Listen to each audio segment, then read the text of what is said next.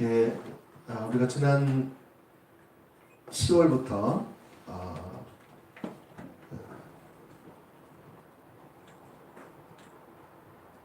십자가 복음을 이제 1권과 2권 책을 좀 이렇게 연결해서 좀 살펴보고 있습니다. 그래서 우리가 신앙의 본질과 또 우리 그 2권의 삶 있잖아요. 말씀의 토대에서 은혜에 관한 삶, 또 성령에 관한 삶, 또 믿음에 관한 삶, 십자가에 관한 삶을 어떻게 살아갈 수 있을까, 그런 부분들을 고민하면서 또 우리가 실제적으로 주님을 더 알기를 원하고 그 삶을 이렇게 살기를 원해서 말씀을 살펴보고 있는데요. 우리가 지난 몇 주간을 지금 은혜에 관한 삶을 살펴보고 있습니다. 십자가 복음과 은혜에 관한 삶을 살펴보고 있습니다.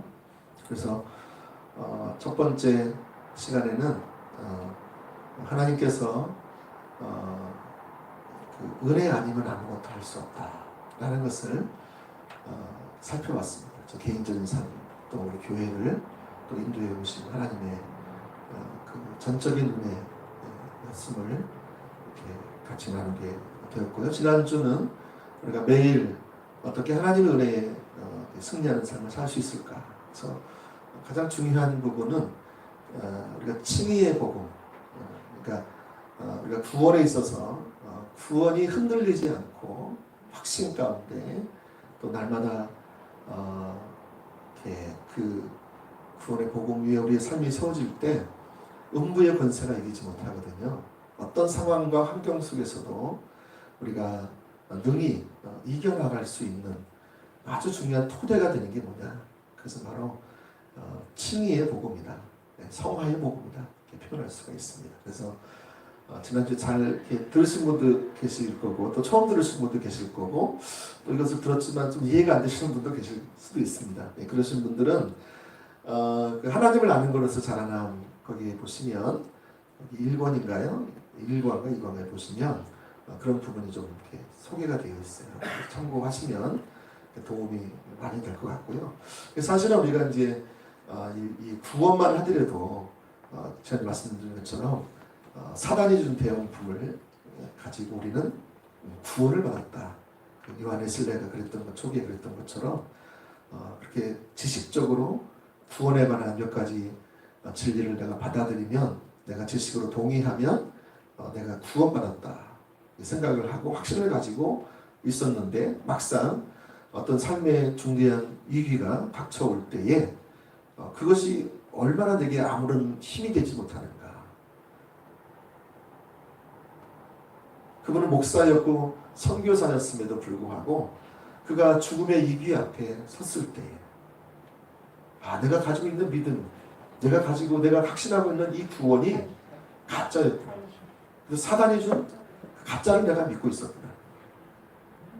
그런 인식 하나가 그의 삶을 완전히 변화시키고 그를 통해서 그 시대에 하나님 놀라운 부흥을 그를 통해서 이루게 하셨잖아요.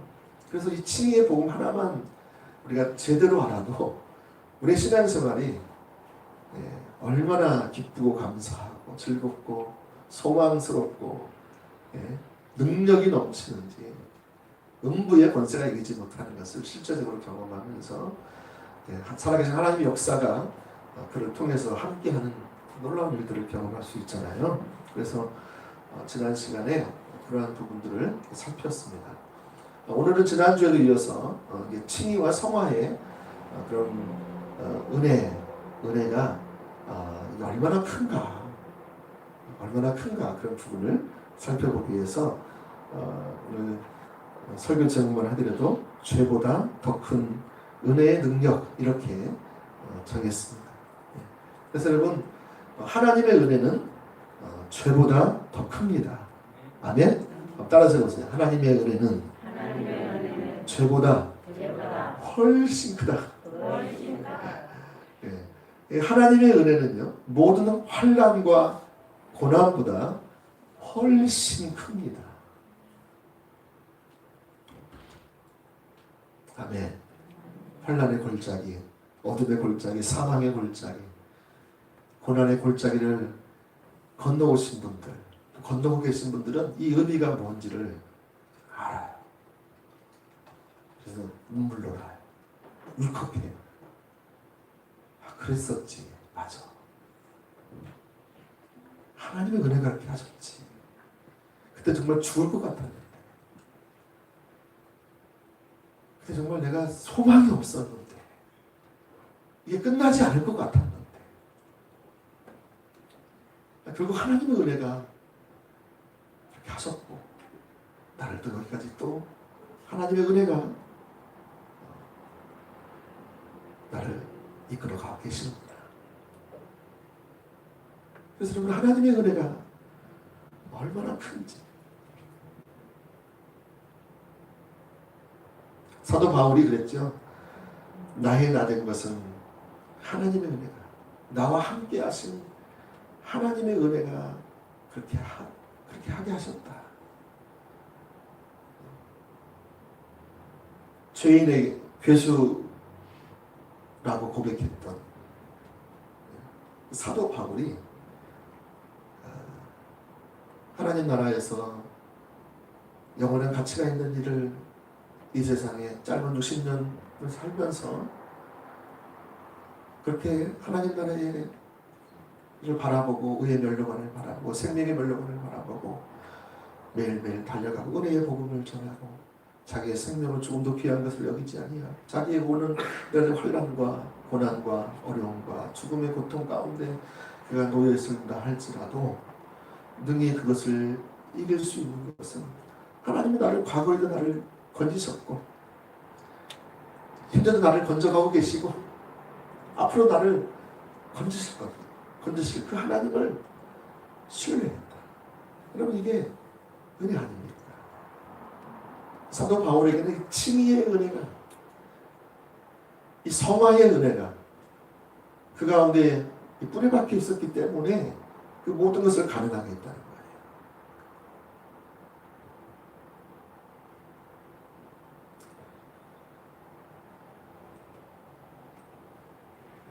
오늘은 로마서 5장을 토대로 해서 몇 가지를 같이 나누기를 원합니다.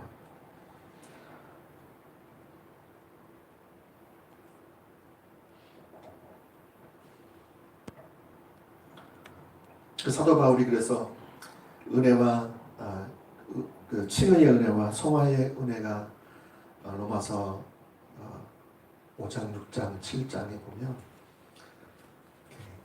굉장히 잘 이렇게 압축해서 잘 설명해 놓고 있어요. 이것이 얼마나 우리 인생에서 우리 신앙생활에서 소중한 가치가 있는가 그것을 이렇게 강력하게 말해주고 있습니다. 성령께서도 여러분 가운데 임재하셔서 그런 비밀을 또 깨닫게 하시기를 예수님으로 축복합니다. 아멘. 첫 번째, 하나님의 은혜는 죄보다 훨씬 큽니다. 하나님의 은혜는 죄보다 훨씬 큽니다. 오늘 함께 읽은 그 5장 또 12절부터 17절까지 말씀을 쭉 보시면 사도 바울은 두 가지를 대조해 놓고 있습니다. 하나는 죄입니다. 죄를 얘기하고 있고 또 한쪽에서는 은혜를 얘기하고 있습니다. 죄와 은혜. 전에 존 버닝이라는 분이 책을 쓰셨는데 죄인 괴수에게 임한 하나님의 은혜라는 책이 있더라고요. 혹시 여러분들이 그런 부분을 좀 더 이해하고 싶으시면 그런 책을 참고하시면 좋을 것 같아요. 죄인 괴수에게 임한 하나님의 은혜. 여러분 이런 인식을 가지시고 이런 예배한다면 여러분이 삶을 산다면 어떤 환경이나 어떤 어려움이나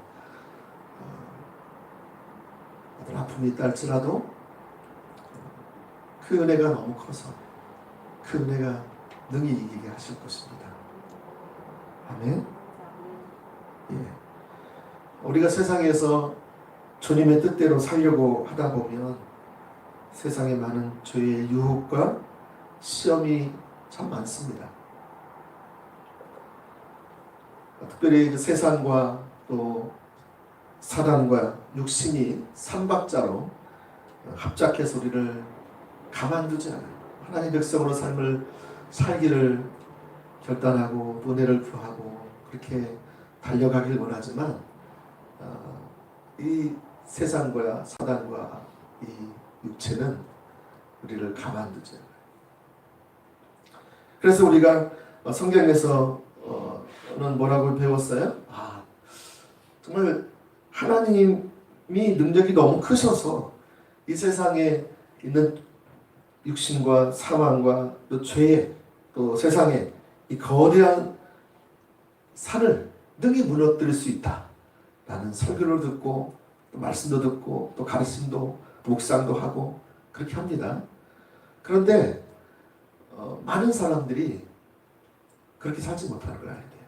여러분 중고등학교 때까지 신앙을 가지고 있다고 생각하는 사람이 대학의 문을 활짝 열려지면 대학 가서 어떻게 돼요? 이 세상에 막 그 문화가 엄청나잖아요. 술 문화, 음란 문화, 또 세상에 뭐 도박 문화, 얼마나 유혹들이 많겠어요.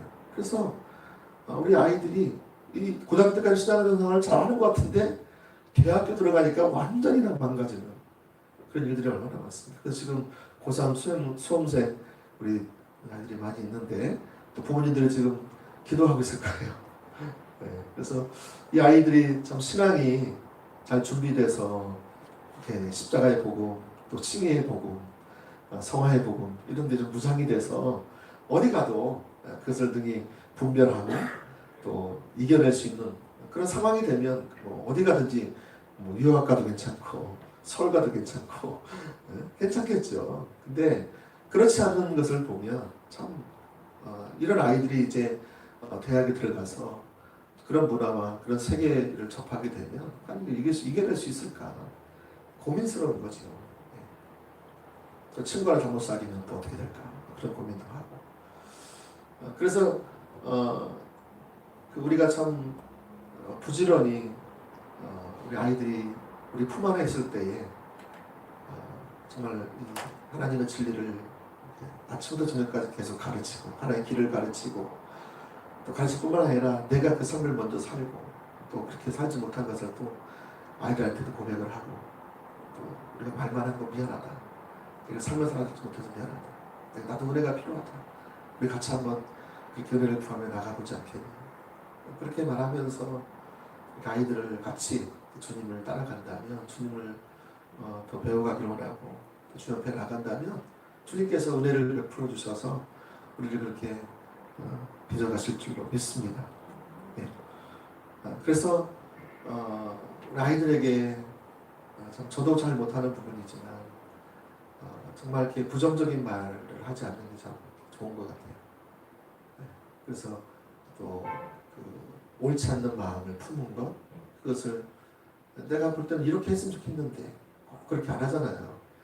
네. 제가 보니까 제가 우리 어머니가 늘 얘기할 때 보면 제가 이렇게 안 했더라고요. 저도 신학교를 저도 다녔지만 젊었을 때 신학교 다니면서도 어머니가 뭐 하라고 하면 좀 잘 순종을 못했던 것 같아요. 그때는 왜냐면 내 생각이 만든 것 같으니까 내가 이렇게 하면 될 것 같은데 다 이렇게 하는데 왜 엄마 아빠는 그걸 모르나? 그러니까 이제 엄마 아빠는 막 얘기해도 잘 안 들리고 또 안 들으려고 했던 것 같아요. 근데 여러분 우리가 그러니까 자녀들에 대해서도 참 좋은 마음을 품고 또 하나님께서 역사하실 때까지 이렇게 좋은 마음 가지고 섬겨야 되지 않겠나 싶어요. 그러니까 이 아이가 지금 비록 내 마음에 잘 들지 않고 잘 따르지 않는다 할지라도 그렇게 좋은 마음을 품지 않으면 리더를 통해서 흘러나오는 하나님의 은혜가 그쳐버려요. 여러분이 가정에서 부모님들이 리더잖아요. 그러니까 리더가 따르는 사람들을 향해서 좋은 마음을 품지 않고 서운한 마음, 또 섭섭한 마음, 또 합당하지 않는 마음, 감정을 품으면 하나님의 은혜가 거기서 그쳐요. 그래서 그렇게 하나님의 은혜가 흘러가야 빚어지는데 그쳐요. 그렇기 때문에 우리가 자녀들을 향해서 또 여러분이 섬기고 있는 어떤 부서나 뭐 이 코스나 또 어디 뭐 어떤 모임이나 이건 다 마찬가지예요. 정말 저도 리더의 자리에 있지만 정말 주님 은혜가 필요하더라고요. 그런 걸 보면 항상 제가 성령 충만하면 그렇게 할 수 있지만 성령 충만하지 못하면 또 금방 또 내 중심으로 돌아가서 또 판단하고 또 그렇게 생각하고 또 그렇게 대해버리기 때문에 또 말을 하지 않을지라도 또 속에서 그렇게 좋지 않은 마음을 품을 수 있잖아요. 그래서 정말 저도 은혜가 많이 필요하더라고요. 그래서 이런 그 상황 가운데 있어서 세상과 또 사단과 또 육신은 우리를 가만두지 않는 거죠.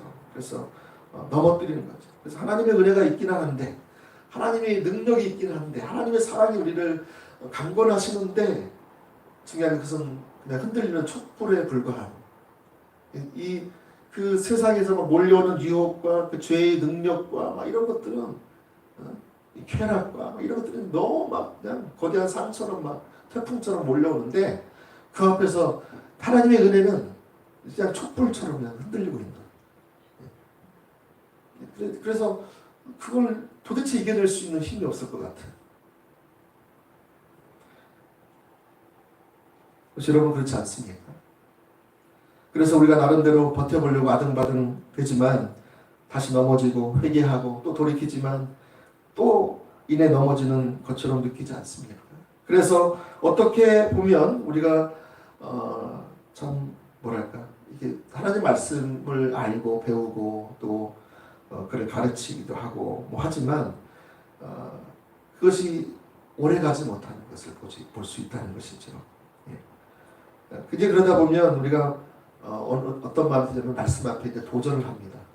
그렇게 사는 사람이 어디 있어? 그렇게 얘기하는 거죠. 그렇게 사는 사람이 어디 있어? 그러니까 이제 말씀을 들을 때나 말씀을 공부할 때도 내 마음 가운데 한꺼풀을 접고 이렇게 말씀을 듣는 거죠. 그렇게 살 수는 없는데 그냥 듣자. 그게 진짜 좋은 말씀, 은혜로운 말씀이에요. 아멘. 하지만 내 삶으로 적용할 때 이게 안 되니까 하나님의 은혜를 구하고 성령님을 구하고 그 주님을 찾는 그 자리까지 가야 그게 실제가 되어지는데 거기까지 안 가는 거예요. 많은 분들이. 그냥 필요성도 알아. 어떻게 내가 할지도 알아. 근데 거기까지 못 가요. 왜냐하면 이런 마음 가운데 지금 그런 생각이 있는 거죠. 생각 가운데서 그런 생각이 있는 거예요. 하나님 말씀은 맞다. 그런데 말씀은 말씀이고 또 삶은 삶이다. 제가 전에 누구에게 들어보니까 어떤 목사님 그랬대잖아요. 말씀에서 이런데 어떻게 뭐 해야 되냐고. 그랬더니 말씀은 말씀이냐.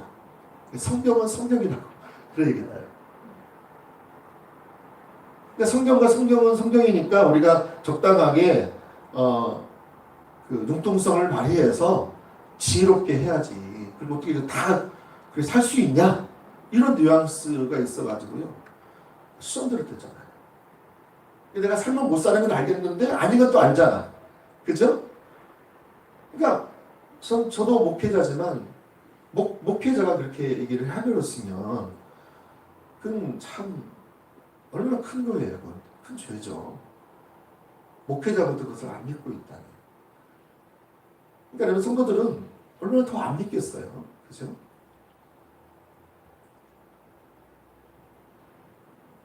그래서 이처럼 말씀에 도전을 하는 거죠. 타당한 이유도 찾아보고 이제 나중에는 이제 그걸 타협하는 자리에 갑니다.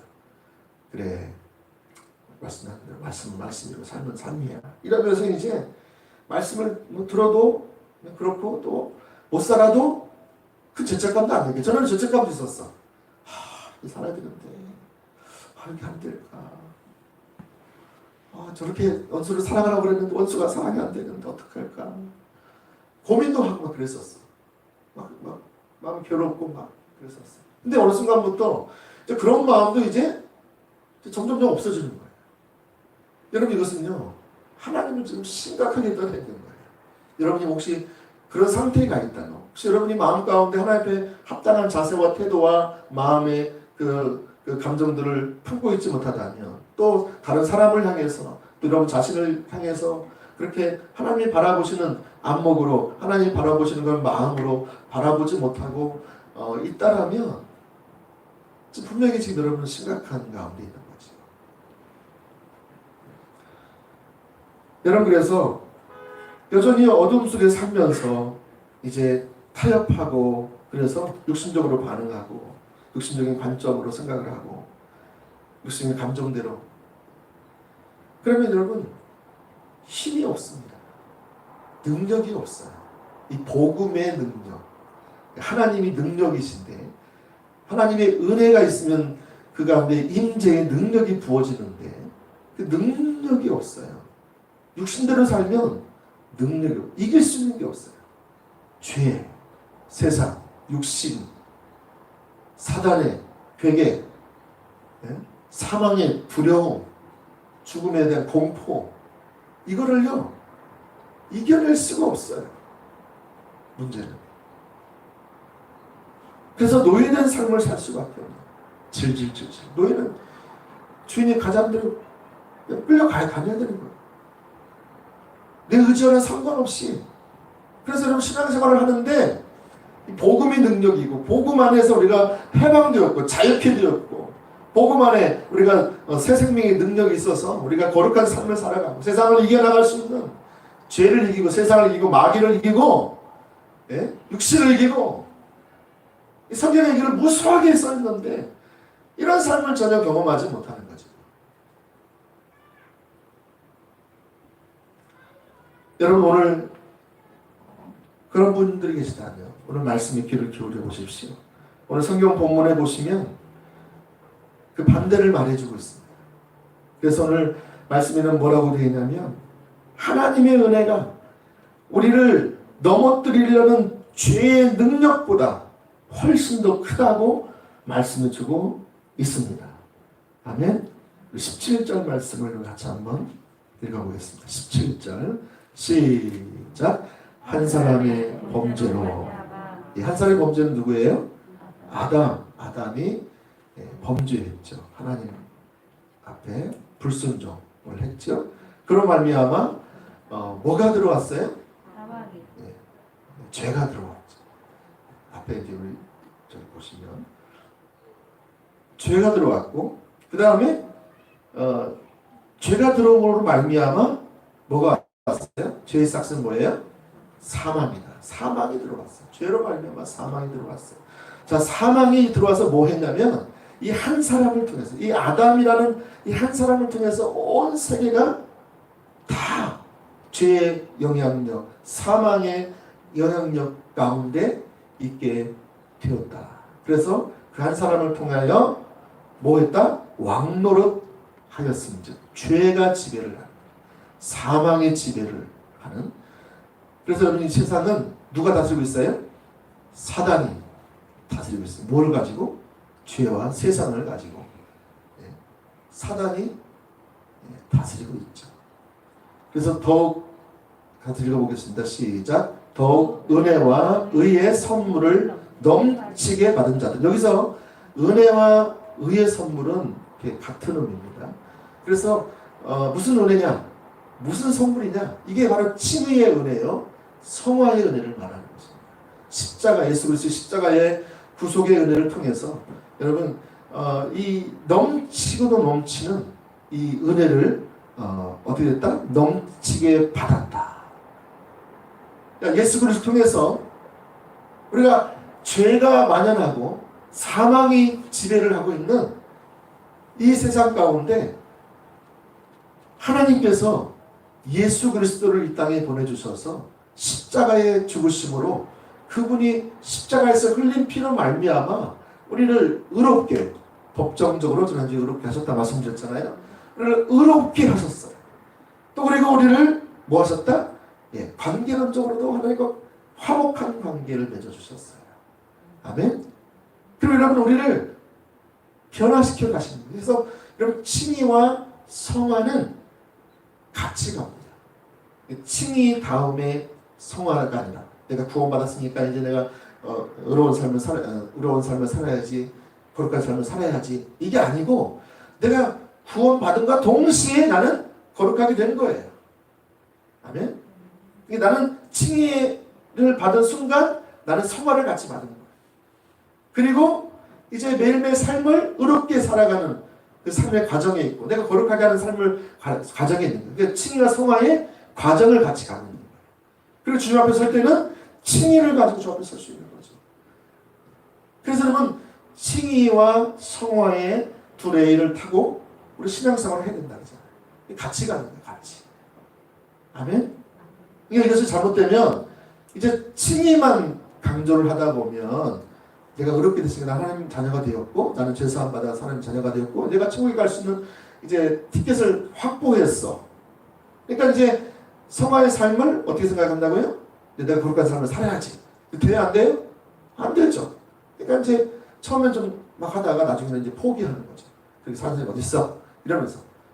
여러분 성화의 삶도 결국에는 내 힘으로 살아가는 게 아닌데 하나님의 은혜로만 가능한데 전적인 하나님의 은혜가 가능한데 그 은혜를 의지하지 않아요. 십자가를 의지하지 않아요. 여러분 은혜가 있으면 십자가에 안에서 같이 가야 되잖아요. 은혜를 의지하고 십자가를 의지하고 또 성령님의 도우심을 구해서 믿음으로 서서 갈 때에 여러분 내가 거룩하게 변화되는 거예요. 성화의 삶을 승리하는 삶을 살아갈 수 있는 거예요. 이것을 분리가 가져오면 칭의와 성화가 칭의 다음에 성화를 생각하면 내가 구원받았기 때문에 이제 나는 거룩해지기 위해서는 내 힘으로 하려고 한다는 거니까 또 되면 감사하고 안 돼도 별 문제가 없어.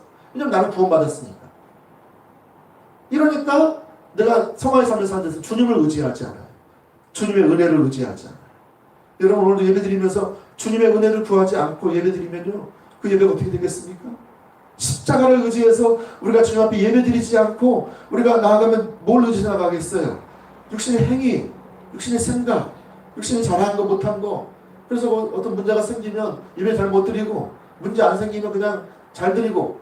여러분 주님을 의지해서 서야 되는데 매일매일 주님을 의지해야 내가 주의 은혜로 주의 십자가로 주의 성령으로 내가 주님 앞에서 합당한 삶을 살기 위해서 매일매일 달려갈 수가 있는데 그게 안 되는 거예요.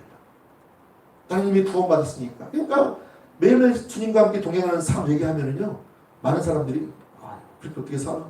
내가 선교사야? 내가 허드슨 테일러 선교사야? 네? 내가 무슨 목사님이야? 내가 무슨 신앙 좋은 권사님이야? 그래가지고요 하나님과 동행하는 삶이 뭔지도 잘 모르고요 또 안 닿을지라도 그걸 추구하지도 않고요. 그게 성경에서 말씀하고 있는 거예요. 옛사람을 벗어버리고 새사람을 입어서 살라고 말씀하시는 거예요. 내가 온전한 너희도 온전히 되어라고. 내가 거룩하는 너희도 거룩하게 되라고. 주님이 숱하게 말씀하심에도 불구하고 우리는 거기에 대해서요 무감각해요. 관심도 없어요. 그리고 교회에서 몇 가지 하라는 거 몇 가지만 하고 나머지는 내 삶을 살아가는 거죠. 성령님의 인도를 따라서 살아가는 삶, 말씀의 토대에서 살아가는 삶, 하나님의 그 임재의 능력으로 살아가는 삶, 이런 삶을 배워가야 되는데 그 실제로 안 됨에도 불구하고 나는 괜찮다 생각하는 거예요. 왜냐하면 몇 가지 종교적 의식을 잘하고 있다 생각하니까 제사 안 지내고 또 어디 저기 색식집 안 가고 뭐 또 뭐예요? 도박 안 하고 뭐 이런 술 담배 안 하고 그러면 나는 그냥 하나님의 자녀요. 나는 하나님의 올바른 관계성 가운데 있다 생각을 하고요. 그런 신앙생활 이게 신앙생활 생각하고 이렇게 하는 거예요. 근데 정말 죄를 이기냐고요. 세상을 이기냐고요. 마귀를 이기세요. 사망 권세를 이기세요. 네? 우리가 예수님과 함께 동행하는 삶, 성화의 삶을 살면 그 삶이 반드시 동반되는데 그런 삶은 전혀 없음에도 불구하고 나는 괜찮다. 난 잘하고 있다. 이 정도면 잘하고 내가 지금 힘들고 피곤하고 죽겠는데도 내가 다른 데 어디 안 가고 집에서 안 쉬고 또 누구 놀러 안 가고 예배 드리러 왔잖아. 내가 공부하러 왔잖아. 내가 또 봉사도 하잖아. 안 하는 게 아니잖아. 그렇죠? 그것이 신앙생활인 줄 안다 이거야. 그런 신앙생활을 하기 위한 주님과 동행하고 주님과 교제하고 또 주님의 인도를 따라가기 위해서 수단에 불과한데 수단이에요 수단 그죠? 그런 몇 가지 종교시대는 수단이죠. 그걸 통해 내가 주님과의 친밀한 교제를 나누는 게 목적인데 그런 삶을 없은 채 이렇게 살아가는 것이죠. 여러분 그래서 오늘 사도 바울이 하는 얘기는 뭐냐면 이렇게 얘기하는 거예요. 더욱 은혜와 의의 선물을 넘치게 받았다. 넘치게 받았다. 이 무슨 말이에요? 여러분 이거를 NIV 영어 성경에 보니까 한 사람의 죄악으로 인하여 사망이 그 한 사람을 통해 다스리게 되었다. 그러나 얼마나 더욱더 큰 하나님의 은혜의 풍성함이 공급하심을 받은 이야말로 이게 지금 저와 여러분의 정체성을 얘기하는 거예요. 칭의와 성화의 은혜를 받은 자들이야말로 얼마나 더욱더 한 사람 그리스도를 통해서 생명 안에서 훨씬 더 왕노릇하지 않겠느냐. 여러분 비록 사망과 죄가 관영하고 왕노릇한다 할지라도 이것보다 훨씬 더 큰 하나님의 그 은혜의 그 칭의와 성화의 그 은혜로 말미암아서 그 은혜가 더 크다는 거예요. 훨씬 더 크다. 은혜가 지금 죄의 지배를 덮어버린다. 사망을 덮어버리는 거예요. 뭐가? 은혜가. 예를 들면 여러분 우리가 지금 살고 있는 시대에 코로나19가 확산되고 있어요. 이제 우리는 지금 외국의 한두 나라처럼 이도 코로나 시대에 직면하고 있습니다. 지금 1단계 11월 1일부터 지금 내일부터 들어가죠. 2단계 4주만 또 들어가고 3주. 그래서 3단계는 내년 1월 달쯤부터 들어갈 것 같은데 여러분 이런 상황 가운데서 지금 21년 10월 29일자에 보면 신규 확진자만 하더라도 미국에 15만 명, 영국과 러시아는 4만 명 각각, 터키, 독일, 우크라이나 각 2만 명, 브라질, 루마니아, 인도, 이란 등 각 1만 명 이상으로 집계되었어요. 그래서 전 세계 누적 확진자는 2억 4,453만 6,876명이고요. 사망자는 496만, 약 500만 명이 지금 육박하고 있죠. 그래서 사망자가 지금 계속 급증하고 있고, 이 코로나의 두려움, 이 코로나뿐만 아니라 이제 돌파 감염들을 하고 또 뭐 파라 바이러스 이런 것도 나타나가지고 최근에 제가 아는 목사님이 파라 바이러스 걸렸어요. 이거는요 어린아이들이 많이 걸린다는데 이 통증이요 엄청나게 심해요. 코로나는 저희 그 치료제가 나왔잖아요. 파라 이거는 열이 안 떨어지는 거예요.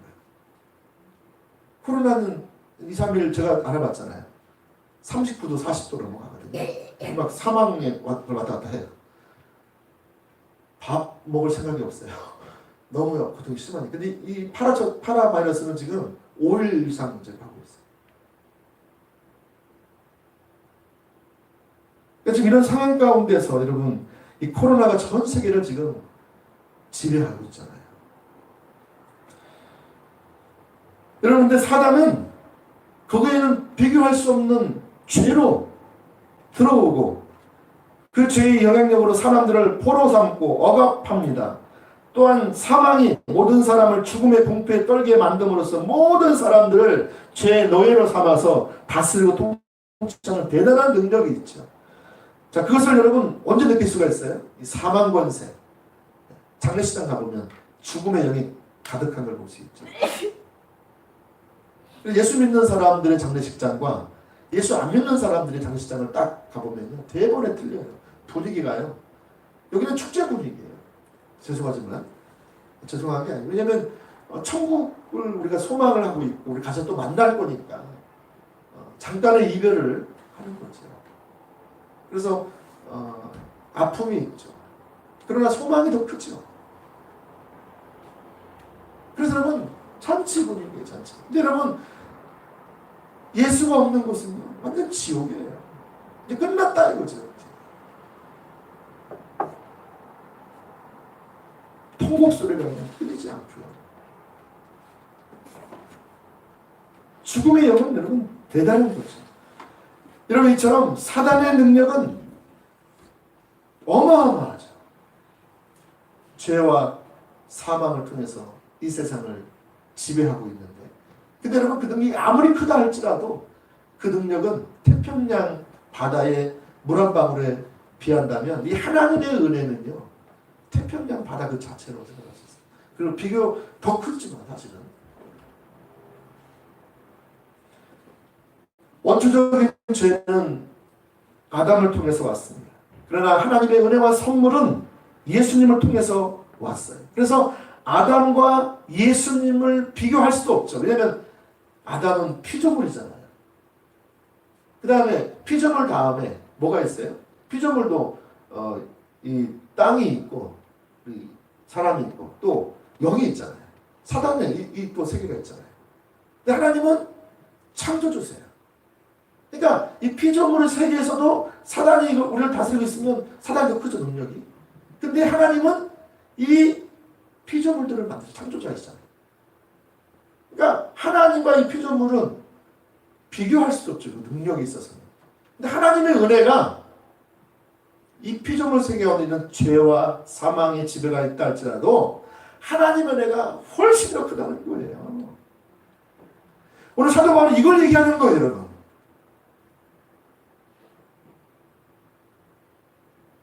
여러분 이것을 알면 우리가 예배할 때요 신나요. 그 끝은 하나님이 아까 뭐 사로온의 꽃 야훼 했잖아요.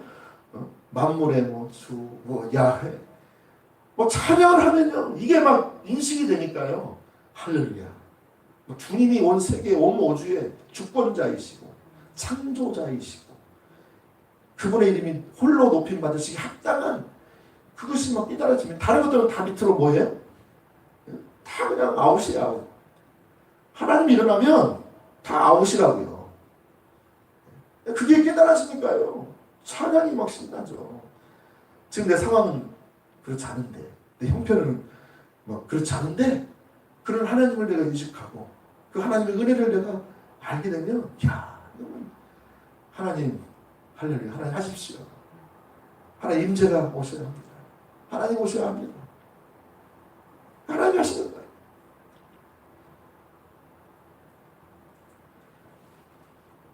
여러분 그래서 이 하나님의 은혜가 너무 커서 하나님은 말씀하시기를 세상에서 아무리 큰 죄를 지었다 할지라도 그 죄를 씻지 못할 은혜가 없다. 하나님의 은혜는 모든 죄를 다 씻을 수 있어요. 성령님을 거역하는 죄는 못 씻어요. 그거에는 다 씻어요. 은혜가 훨씬 큽니다. 저와 여러분의 모든 죄가 예수님을 통한 하나님의 은혜를 인하여 다 씻겨진 줄 믿으시기를 바랍니다. 여러분 이 칭의의 은혜와 이 성화의 은혜가 얼마나 큰지 몰라요. 이게 종교개혁을 일으킨다니까요. 이거 하나 진리 깨달으면요. 우리 삶이요. 약간 혁명이 일어나게 되었어요. 혁명이 일어나요. 이 칭의의 복음을 하나 깨닫고 여러분이 그의 삶을 세운다면 이게 얼마나 크다고요? 죄보다 사망보다 세상보다 더 크다. 사단보다 더 크다. 여러분 이거 하나만 알아도 우리 신앙생활이 완전히 달라져요. 보는 시각이 확 달라져요. 확.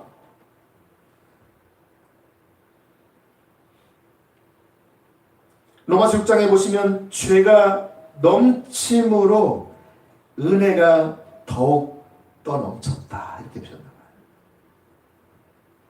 로마서 1장 6장 1절에 보면 그런즉 우리가 무슨 말을 하리요 은혜가 더하게 하려고 죄에 거하겠느냐 그럴 수 없느니라 죄에 대하여 죽은 우리가 어찌 그 가운데 더 살리요.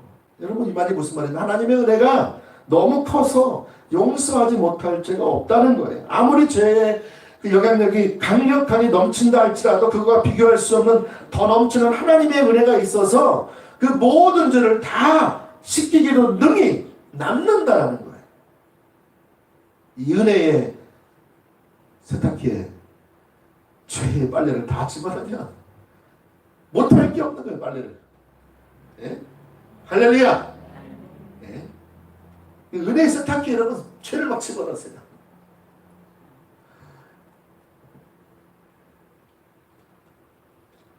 여러분 그것은 전 세계에 퍼져가고 있는 코로나와도 비교될 수 없는 하나님의 은혜는 크고 위대한 것입니다. 그래서 우리가 이축될 게 없어요. 두려울 게 없어요. 사실. 하나님의 은혜 가운데 우리가 함께 있잖아요. 여러분 하나님의 은혜는요 대단합니다. 여러분 생각하는 만큼 훨씬 더 대단합니다. 하나님의 은혜는요 믿는 우리들에게 이렇게 강력하지만 또 믿지 않는 사람들도 같이 갑니다. 그 은혜가 흘러가는 거 아세요? 마치 해와 같아요. 해는 죄인과 악인을 똑같은 말이네. 죄인과 선인을 의인을 똑같이 비추잖아요. 하나님의 은혜, 불가항력적인 은혜. 그 은혜가 임하면요. 아무리 마음이 강팍하고 하나님을 대적하고 하나님을 모르고 막 한다 할지라도 하나님의 은혜가 임하면 돌아오게 됩니다. 어거스틴이 여러분 얼마나 난잡한 생활을 했습니까?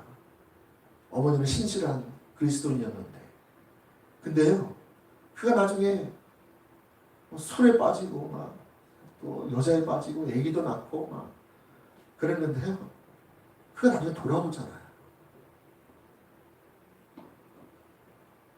거부할 수 없는 하나님의 은혜, 거절할 수 없는 하나님의 은혜가 임하니까 죄인 괴수에게 임한 하나님의 은혜, 그게 있었던 것이죠.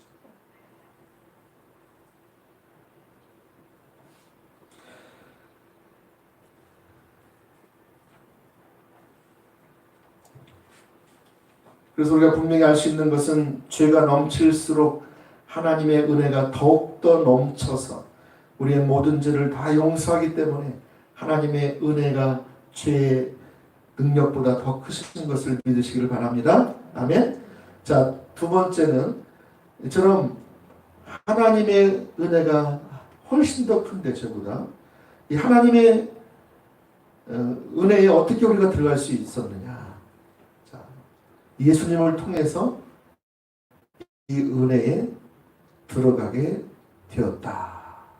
은혜가 칭의와 성화의 은혜를 말하고 있죠. 자, 우리 1절 2절 로마서 5장 1절 2절 같이 한번 읽어보겠습니다. 그러므로 우리가 믿음으로 의롭다 하심을 받았은즉 우리 주 예수 그리스도로 말미암아 하나님으로 더불어 화평을 누리자.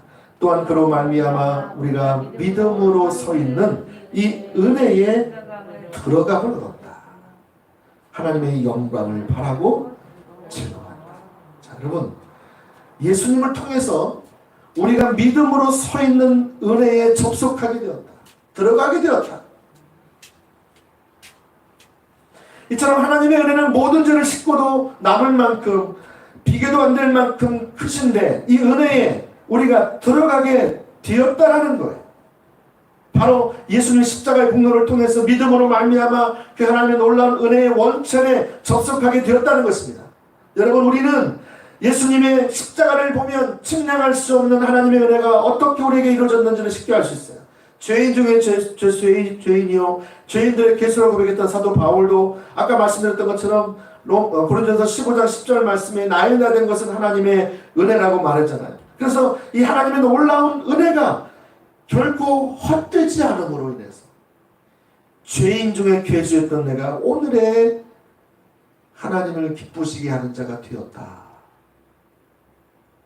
이게 은혜로만 가능했다는 거예요. 아니면 여러분들은 평생 이 은혜가 임하지 않았으면 율법주의에 빠져가지고요. 자기는 하나님을 위한다고 생각하면서 하나님을 위해서 봉사한다고 하면서 예수 믿는 사람들을 잡아 죽이고요. 판단하고요. 평생 그렇게 살다가 하나님 마음을 찢어지게 아프게 하실 거예요. 근데 사도 바울에게 임한 그 하나님의 은혜, 그 은혜를 인하여서 그가 자기를 기쁘게 하는 자가 아니라 하나님을 기쁘게 하기 위해서, 사람을 기쁘게 하는 자가 아니라 하나님을 기쁘게 하는 자가 되어서 영광을 돌리고, 그를 통해서 하나님을 믿는 사람들이 일어나게 되고 교회가 세워지고, 그 시대에 하나님의 그 선교 전략을 이루는 핵심적인 인물이 되었잖아요. 그거요, 사도 바울에게 임했어요. 하물며 저와 여러분에게는 그 은혜가 함께 임하기만 한다면 못할 일이 뭐가 있을까요? 우리는 너무 우리 자신을 좀 보는 경향이 많아요. 우리 자신의 형편, 처지, 상황, 환경, 무슨 나 같은 게 뭘 할 수 있어? 이 나이에 이 몸을 가지고 이 머리를 가지고 내가 뭘 할 수 있겠어? 스스로 자기 자신을 한정 지어버려요. 전에 그랬잖아요. 뭐 벼룩이 막 여기서 뛰면은 뭐한 1m에서 뛸 수 있잖아요. 근데 거기다 컵에다가 딱 가둬놓고 유리 밖에 놓는 게, 이게 벼룩이 뛰어봤자 어디 뛰어요? 컵 안에 거든. 위에 딱 걸리면 그냥 또 내려는 거. 이렇게 되잖아요. 나중에 이제 컵을 치웠어. 뛸 때 어디까지 뛸까요? 그 컵만큼 뛰는 게 컵이 없는데, 예? 지금 자기가 1m에서 뛸 수 있는데, 이게 환경의 상황에 엎치락뒤치락 하다 보니까 자기 정체성을 완전히 잃어버렸어. 자기가 벼룩이 못 뛰어. 여러분, 우리가 하나님의 창조주의 피조물로서, 하나님의 사랑받는 자로서, 하나님께서 저와 여러분을 사랑하고 하나님 저와 여러분을 기뻐하는 자로서 우리를 특별한 소유로 우리를 삼으셨잖아요. 여러분, 우리를 향해서 뭐라 하시냐면, 내가 열방을 구해라. 열방을 구해라. 내가 주겠다. 내 아들이 구하면 내가 주겠다. 나는 그 이미 준비하고 있다. 내가 철저한 권세도 내가 주겠다. 함께 주겠다. 내가 구하기만 하면. 우리는 못 구해. 감히 못 구해. 왜요? 나 같은 게 뭘 할 수 있나. 나같이 빚져라고, 나같이 평범하고, 나같이 저렇게 그냥 뭐 할 수 있는 게 별로 없는 사람이 뭘 할 수 있을까 생각하는 거죠. 하나님이 여러분을 만드셨고, 여러분을 부르셨고, 여러분을 구원하셨고, 여러분 안에 성령을 보내주셨다고요. 하나님의 은혜를 부어주셨다고요. 그래서 사도 바울이 내가 뭐라죠? 빌립보서 4장에 보면 내가 뭐라 했죠? 능치 못하면 없다 그랬죠. 뭐라 그랬죠? 무슨 말이에요? 네, 맞습니다. 내게 능력 주시는 자 안에서 내가 모든 것을 할 수 있다라고 말합니다. 하나님의 은혜, 진리의 은혜, 성화의 은혜가 확 부어졌어. 그 안에서 내가 능치 못함이 없는 것을 발견하는 거죠. 그가 가난할 때나 부자일 때나 그가 어려울 때나 좋을 때나 그는 일체의 비결을 배웠어요. 내가 능력 주시는 자 안에서 모든 것을 할 수 있는 일체의 비결을 배웠다. 할렐루야. 사도 바울은 너희는 나를 본받는 자가 되라. 누가 그렇게 할 사람이 누가 있겠어요? 근데 그 은혜가 자기를 그렇게 이끌어 가는데 여러분도 그렇게 되기를 원합니다. 저와 여러분이 그렇게 다 되기를 원하시는 거예요. 할렐루야.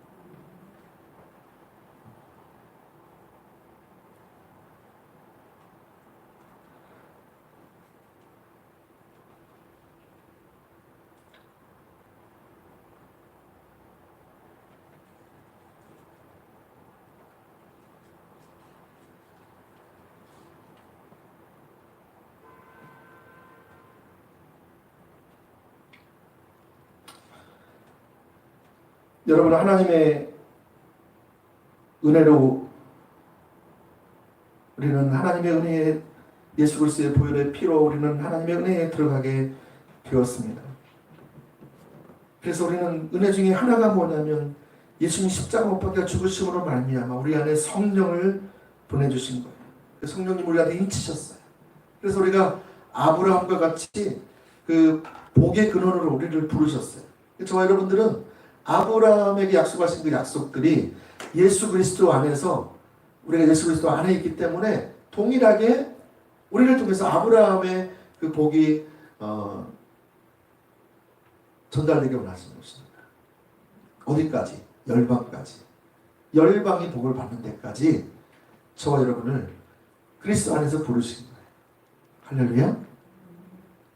우리가 제한하지 않고 하나님께서 말씀하시는 대로 우리가 순종해 나가면 우리는 우리의 영향력이, 그 은혜를 주신 그 영향력이 열방까지 미칠 수 있다는 거예요.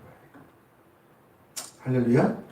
저는 우리 청년들이 다 그렇게 되기를 원하고, 우리 중고등부가 다 그렇게 되기를 원하고, 우리 남성교 여성교회 모든 분들, 우리 연세드신 모든 오이코스 모든 분들도 다 그렇게 되기를 예수님으로 축복합니다.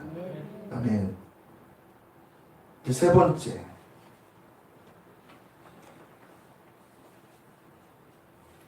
이렇게 하나님의 큰 은혜에 들어가게 됐는데 이것이 무엇 때문에 들어가게 됐느냐? 바로 하나님의 사랑 때문에 그렇게 됐다라고 사도 바울은 말하고 있습니다. 이렇게 큰 은혜를 받은 것은 바로 하나님의 그 말할 수 없는 사랑 때문에 가능했다라고 말씀하고 있죠. 로마서 5장 5절에서 우리 8절까지 말씀을 한번 보겠습니다. 로마서 5장 5절에서 8절. 소망이 우리를 부끄럽게 아니함은 우리에게 주신 성령으로 말미암아. 자, 성령으로 주신 게 큰 은혜죠. 하나님의 사랑이 우리 마음에 부음바 되었다. 성령님으로 말미암아 하나님의 사랑이 우리 가운데 부어져서, 하나님의 사랑이, 우리를 먼저 사랑하신 그 사랑이 우리 가운데 부어지게 됐고 지금도 부어지고 있다는 거예요. 자, 6절. 우리가 아직 연약할 때에, 기약대로, 그래서 연약하다는 것은 우리가 하나님을 알지 못할 때라는 표현입니다. 우리가 하나님을 알지 못할 그때에 그리스도께서 경건하지 않는 자를 위하여, 우리가 하나님께 불의한 자요, 하나님 불경건한 자, 하나님께 소망이 없는 자, 하나님께 근접할 수 없는 그런 확실한 죄인 중에 죄인이었는데 우리가 주님 앞에 나아가게 됐다는 것이죠. 경건하지 않은 자를 위하여 죽으셨도다. 7절. 의인을 위하여 죽는 자가 쉽지 않고 선인을 위하여 용감히 죽는 자가 혹 있거니와. 8절 같이 한번 읽어볼까요? 시작. 우리가 아직 죄인 되었을 때에 그리스도께서 우리를 위하여 죽으심으로 하나님께서 우리에게 대한 자기의 사랑을 확증하셨다. 이 죄인에게 임한 하나님의 은혜가 바로 하나님의 그 사랑으로 우리 가운데 주어지게 됐다. 십자가의 은혜로 우리가 하나님의 은혜가 주어진 거죠. 여러분, 십자가의 은혜로 우리 하나님의 은혜가 우리에게 부어졌고, 칭의의 은혜가, 또 성화의 은혜가, 그래서 그 은혜에 들어가게 하셨다는 것입니다. 할렐루야. 예. 그런데 왜 우리는 이처럼 하나님 앞에 나아갈 때 왜 이 하나님의 놀라운 사랑을 경험하지 못할까요? 어떤 분은 하나님 하면 굉장히 엄격한 하나님으로 알아요. 저는 우리가 마태복음 5장 청년들을 그때 같이 한번 큐티를 하고, 우리가 청년들은 이제 일부 예배 찬양과 경배하고 2부 큐티하고 서로 나누고 또 설교도 같이 서로 피드백 서로 나누고 하나님 주신 은혜들을 깨닫게 나누고 삶을 나누는데, 그때 이제 어떤 청년 하나가 마태복음 5장을 같이 묵상하게 됐는데요. 거기에 보면 막 간음하지 말라 그런 게 있잖아요. 또 살인하지 말라, 형제를 향해서 나가라 하는 자마다 살인한 자요, 미워하는 자마다 살인한 자요, 나가라는 자는 지옥에 들어간다 그랬죠. 이 미련투가 바보야 멍충아 이렇게 얘기하는 것만 해도 내가 다 지옥에 들어간다. 이렇게 나니까 막 뭐 이해가 안 된다는 거예요. 하나님이 이렇게 무시무시한 하나님이에요. 근데 여러분 왜 그럴까요? 왜 하나님이 그런 무시무시한 하나님입니까? 여러분 성경을 전반적으로 읽고요. 이건 하나님의 성품 중에 하나죠. 예? 그만큼 우리가 지옥에 가지 말 것을 말씀합니다. 지옥에 가면 뭐라더라? 눈이 범죄하면 눈을 빼버리고 발이 범죄하면 발을 잘라버리고 그렇게 얘기하잖아요. 야, 하나님은 내가 죄를 하나 져도 그냥 눈을 빼버리시는 하나님이네. 다리를 잘라버리시는 하나님이시네. 끔찍해. 여러분 그런 하나님이십니까? 여러분이 아시는 하나님은? 성경을 전체적으로 보시면요. 하나님은 이게 사랑의 하나님이시잖아요. 우리를 예수님 자신을 주시는, 자신의 모든 것을 전부로 주시는 그 하나님이신데, 그런 하나님을 우리 율법적으로 아는 거죠. 그러니까 하나님을 잘 못 만나는 거예요. 하나님의 사랑을 잘 못 느껴요. 저는 그 구절을 읽으면서 하나님의 사랑을 느낄 수 있어요. 하나님의 사랑이 너무 크구나. 어떻게 그걸 느낄 수 있어요? 여러분, 눈을 하나 빼버리고 다리를 잘라버리고 팔을 잘라버리고 외발을 가지고 외팔을 가지고 외눈을 가지고 천국에 다 들어가라는 거예요. 하나님은 절대로 지옥 가지 말라는 거예요. 그게 하나님의 의도잖아요. 그게. 하나님의 마음을 모르시나요? 하나님의 의도는 저와 여러분이 절대로 지옥 가면 안 됩니다. 나와 함께 영원토록 같이 있자는 거예요. 나는 너의 친아버지가 될 거야. 너는 내 친아들, 딸이 될 거야. 거기는 더 이상 눈물이 없을 거야. 기쁨이 넘칠 거야. 너희는 거기서 나와 영원토록 왕노릇 하게 될 거야. 여러분 이게 하나님의 의도 아닙니까? 요한계시록 제일 마지막 장에 보시면 하나님의 의도도 정확해요. 22장 거기에 1절부터 보시면 또 그가 수정같이 맑은 생명수의 강을 내게 보이니 하나님과 및 어린 양의 보좌로부터 나와서 길 가운데로 흐르더라. 강 좌우에 생명나무가 있어 12가지 열매를 맺되 달마다 그 열매를 맺고 그 나무 잎사귀들은 만국을 치료하기 위하여 있더라. 다시 저주가 없으며 하나님과 그 어린 양의 보좌가 그 가운데에 있으니 그의 종들이 그를 섬기며. 여기 누구예요? 그의 종들이 칭의와 성화의 복음을 깨닫고 그의 삶을 살아가는 삶을 말하죠. 그의 종들이에요. 그의 종들이 그 주님 앞에 보좌 앞에서 주님을 섬기에 예배하는 거예요. 그의 얼굴을 볼 거다. 그의 보좌에 가장 가까운 데서 하나님의 이 영광을 그대로 있는 그대로 볼 수 있는 그 특권이 주어진다는 거예요. 그리고 그의 이름도 그들의 이마에 있으리라. 다시 밤이 없겠고 등불과 햇빛이 쓸데없으니 이는 주 하나님이 그들에게 빛이십니다. 그들이 세세토록 왕노릇 하리로다. 은혜의 지배 가운데 우리가 거하는, 저와 여러분들은 이제 죄와 사망의 지배 가운데서 벗어나서 은혜의 지배 가운데 이제 칭의와 성화의 그 은혜에 들어가게 되었다고요. 그리고 이것을 이제 영원토록 주님과 함께 왕노릇하는 그 자리에 저와 여러분을 세우실 거라고요. 이게 하나님의 의도라고요. 근데 하나님을 그렇게 매몰찬 하나님으로 이해하면 우리 신앙생활 얼마나 이게 좀 재미가 없을까요? 교회 나와서 예배드리는 게 얼마나 좀 부담스러울까요? 안 그렇겠어요? 근데 여러분, 주님은 우리를 향해서 미소 짓고 계시는데, 환하게 웃고 계시는데, 우리를 기다리시는데, 우리를 더 가까이 하고 싶으신데. 그래서 십자가 복음을 우리에게 알게 하셨잖아요. 복음을 통해서 나에게 나와라. 나와 함께 살자. 나와 가장 가까이 지내자. 이게 하나님의 의도잖아요. 근데 우리가 이 하나님의 사랑을 왜 경험하지 못할까? 첫 번째는 우리가 우리 자신의 온통 열중하기 때문에 그렇습니다. 자신의 행위, 자신의 영적인 상태. 우리가 조금만 잘못하면 하나님은 우리를 버리시는가 봐. 이래가지고 내가 어떻게 하나님께 나갈 수 있겠어?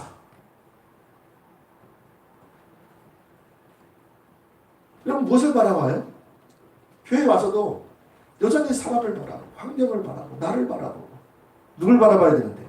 주님을 바라봐야 되는데 죄인 내가 어떻게 거룩하시고 위대하신 하나님을 만날 수가 있겠어? 그렇기 때문에 십자가를 주셨는데 십자가의 은혜를 주셨는데 늘 자신에게 집중하는 거죠. 못 사는 자신, 안 되는 자신. 하나님 앞에서 늘 죄책감이 가득하고 억압이 가득하고 편하지 못하죠. 편하게 얘기를 해야 되는데 편하게 얘기를 못하죠. 속 얘기를 해야 되는데 속 얘기를 못하죠. 왜 우리가 하나님의 사랑을 경험하지 못하는가? 또 하나의 이유는 환경을 바라보고 하나님 앞에 나아가기 때문에 그렇습니다. 환경을 바라보고 하나님 앞에 나아가기 때문에 그렇습니다. 자기가 원하는 환경이 잘 되어지면 하나님은 자기를 사랑하는 것 같고 반대로 자기가 기대하는 대로 원하는 대로 잘 되어지지 않으면 일이 잘 풀려지지 않으면 하나님은 자기를 사랑하지 않는다고 생각해요. 하나님은 자기를 무관심하다고 생각해요. 하나님은 자기를 버렸다고 생각해요. 그러니까 하나님 우리 환경이 좋아지지 않으면요 절대로 하나님의 사랑을 못 느껴요. 이스라엘 백성들이 그랬지 않았어요? 그들은요 자기들이 원하는 것, 먹을 것, 뭐 마실 것 생기면 어떻게 했어요? 와 하나님 우리 사랑하신다. 적군에서 위험으로 우리를 건져주시고 와 하나님 우리 사랑하셔서 함께 하시네. 네, 할렐루야 막 그랬잖아요. 근데 여러분 그들에게 쓴물을 주고 그들에게 광야를 주고 그들에게 먹을 것이 없는 곳으로 인도하고 그들이 싫어하는 길들로 인도했을 때 그들의 마음의 그 반응은 어떤 반응이었습니까? 하나님께 원망하고 불평하고 하나님 세우신 그 길에 대해서 하나님 세우신 사람들에 대해서 불평하고 왜 저렇게 해? 하면서 뭔가 합당한 생각을 하는 거지 않은 거죠. 그러니까 하나님하고 친밀해질 수가 없어요. 그들은 뭘 가지고 친밀함을 느끼는데 환경이 좀 잘 되면 그거 가지고 하나님 자기 사랑한다고 생각하는 거예요. 환경이 안 되면 안 사랑한다고 생각하는 거예요. 그러니까 여러분 친밀함이 인격적인 친밀함이 되겠습니까? 되겠습니까? 안 되죠. 하나님의 마음을 몰라요. 하나님 뜻을 몰라요. 하나님 왜 이런 광야로 그들을 인도하시는지 왜 이렇게 안 되게 하시는지 왜 이렇게 어려운 사람을 만나서 자꾸 힘들게 하는지 왜 이런 사건들을 허락하셨는지 하나님의 마음을 알아야 되는데 관계가 안 되니까 하나님의 마음을 모르잖아요. 그러니까 내가 환경을 통해서 내가 판단해요. 하나님은 날 사랑하시지 않고 떠나지 함께하죠. 날 기뻐하지 않으실 거야. 스스로 다 하나님 돼가지고요. 다 스스로 판단하고 재판하고 다 판결을 내리고 다 결론을 내버려요.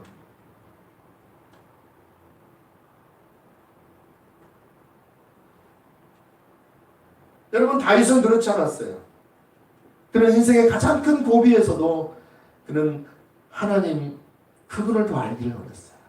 그래서 시편 63편 우리가 수차례 많이 살펴봤잖아요.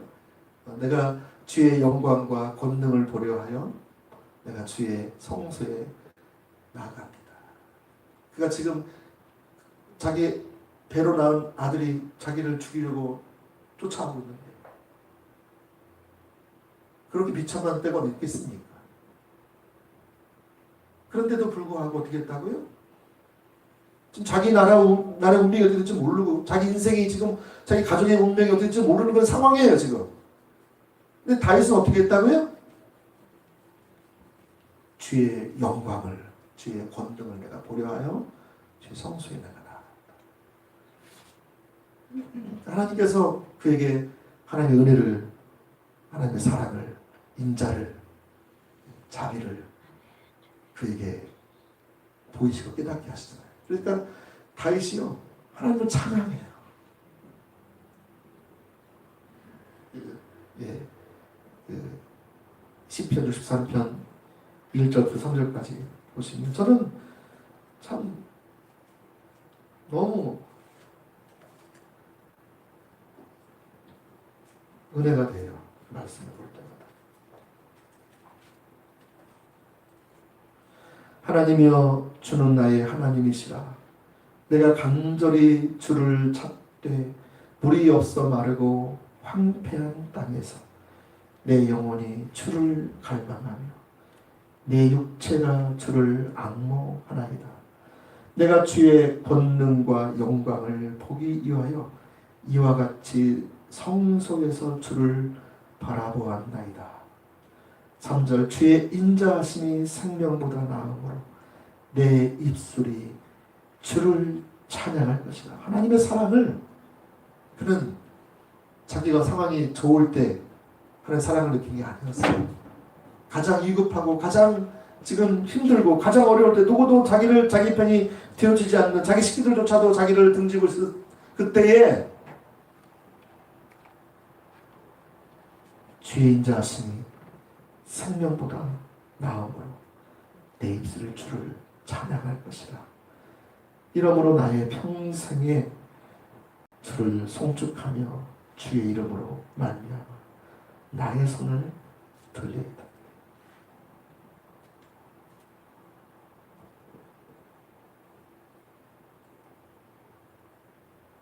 사랑하는 여러분, 하나님의 사랑은 이미 우리 가운데 확 부어졌어요. 십자가에서 다 이미 확증되었어. 최종적인 사랑이 우리가 이미 부어졌다고요.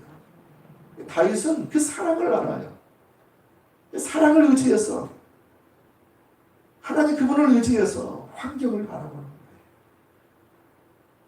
그래서 다윗은 지금 이 환경에서 우리 아들을 어떻게 해주고 자기 원수를 어떻게 해주고 자기 가족을 어떻게 해주고 자기 나라를 어떻게 해주고 지금 그걸 기도하고 있지 않아요.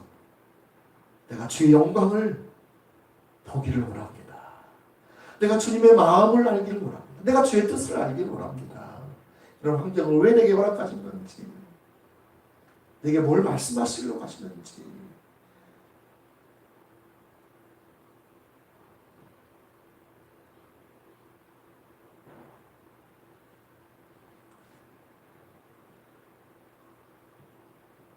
전에 어떤 분이 자기 몸 안에 이상한 일이 일어나는 걸 발견했대요. 뼈가 갑자기 아프더라고요. 뼈가. 그래가지고 그걸 가지고 지체를 하기도 하고. 어느 날 이분이 막 너무 아프고 너무 힘드니까 그러고 있는 중에 말씀을 이렇게 읽는데 말씀에 보니까 근심이 자기 뼈를 녹인도다. 그런 말씀이 잠언서에 있었대요. 그래서 그 말씀을 보는데 참 이게 맞구나. 내가 지금 근심하고 있구나. 내가 지금 하나님을 바라봐야 되는데 환경을 통해서 내가 상황을 통해서 누구를 통해서 내가 지금 하나님을 보려고 하고 있구나. 그 막간의 원망이 있는 거예요. 저 하나님 사랑하는 사람이었는데 왜 전 이런 일이 일어나는 거야. 자기 죄를 지고 나쁜 길로 가고 뭐 당연하겠지. 그런 이런 일이 뼈가 뭐 아픈 거는 당연히 있는 건데 자기 하나님을 사랑하고 하나님 따라가려고 하고 자 서보려고 하는데 왜 이런 일이 일어나는 거야. 이게 이해가 안 됐던 거죠. 근데 말씀을 통해서 제가 보니까 하나님 관점에서 자기를 보니까 야 내가 지금 근심이 빠져 있구나. 내가 지금 하나님의 사랑을 내가 의심하고 있구나. 전부로 날 사랑하는 사랑을 의심하고 있구나. 그래서 여러분 그분이 돌아섰다잖아요. 하나님께로. 그게 안 보이면 왜 하나님 나를 안 돌아보시냐고. 내가 얼마나 지금 고통을 당해야 되겠냐고. 그 길 가겠죠.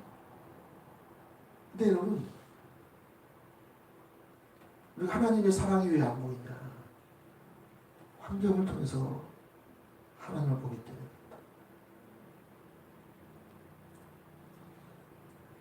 하나님은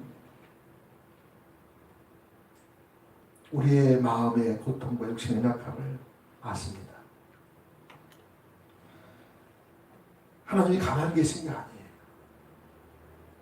하나님이 여전히 일하고 계시고 가까이 계시고 더 가까이 와 계시는 거예요. 우리가 모를 뿐이죠. 사랑하는 자녀가 아픈데 누가 그 부모가 참된 부모라면 그걸 가만히 두고 있겠어요? 나 출장 중이야. 누가 그러겠어요?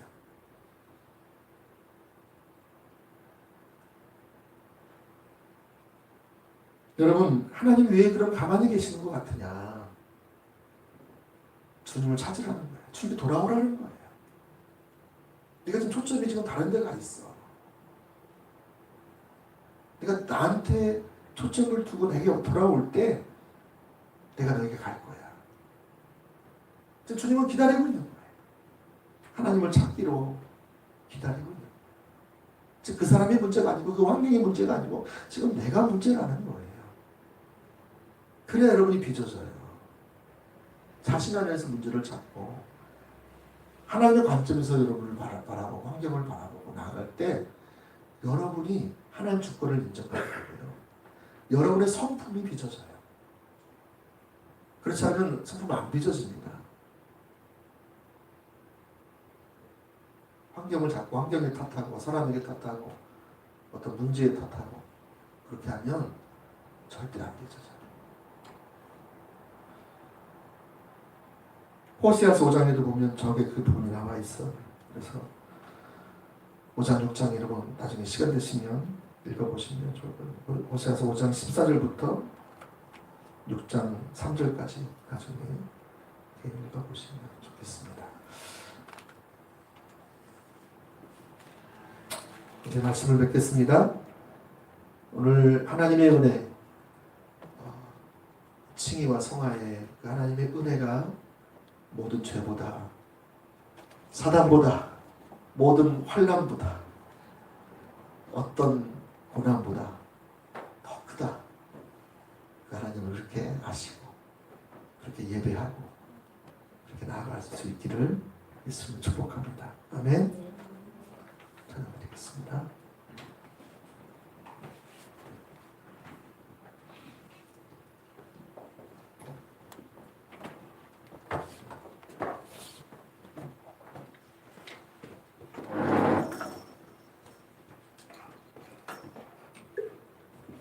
축하곡 7장입니다.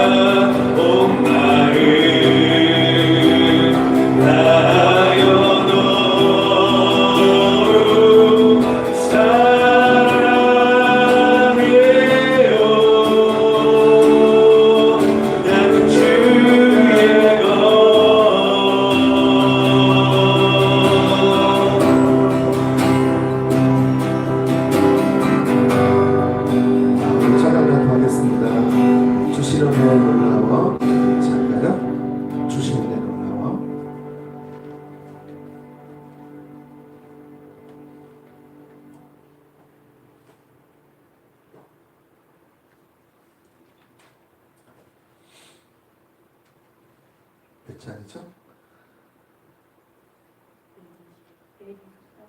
124장. 수가복 124장입니다.